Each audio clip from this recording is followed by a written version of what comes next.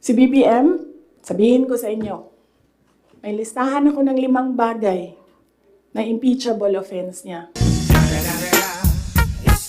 The thing with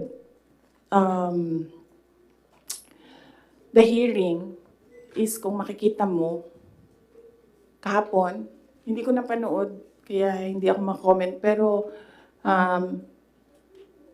nakita ko sa transcript na kahit anong sabihin ng tao na nakaupo doon, ng resource person, kukontrahin siya noong nagtatanong.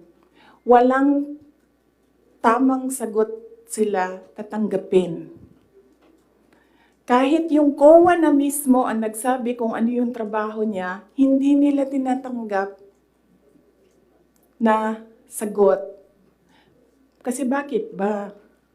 Kasi nga, sa simula, sinabi ko, gusto nila mag-impeachment. Hindi nila magawa kasi wala silang kaso for impeachment. So, ang ginagawa nila dyan, nagfi-fishing sila na nagfi-fishing, gahanap sila ng hanap.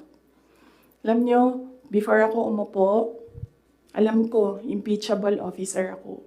So, binasa ko yan. Ano ang impeachment?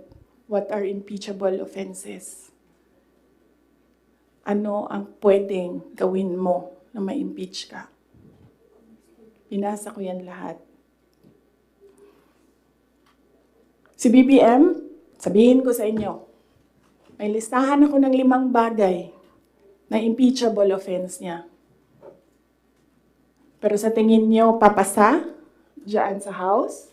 Of course, hindi.